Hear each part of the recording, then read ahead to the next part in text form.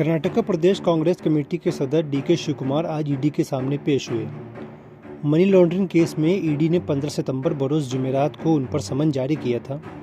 पिछले हफ्ते डीके ने ईडी की कार्रवाई को हरासा करने वाली कार्रवाई करार दिया था और कांग्रेस की भारत जोड़ो यात्रा के वक्त और रियासती असेंबली का इजलास जारी होने पर सम्मन के नामुनासिब वक्त पर सवाल उठाया था।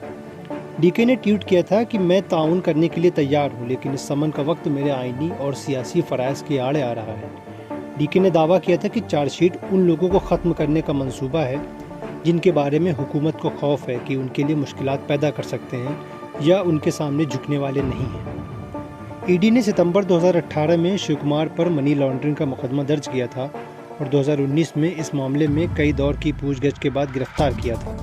तहकीकात के दौरान एजेंसी ने उनकी बेटी ऐश्वर्या और कांग्रेस एमएलए ए लक्ष्मी हेब्बलकर समेत कई लोगों से पूछगछ की। ये मुकदमा इनकम टैक्स डिपार्टमेंट की एक साबिका चार्जशीट पर मुबनी है जो डीके और दीगर के खिलाफ बेंगलोर की एक अदालत में मुबीना टैक्स चोरी और हवाले की लेन देन के इल्ज़ाम में दायर की गई थी।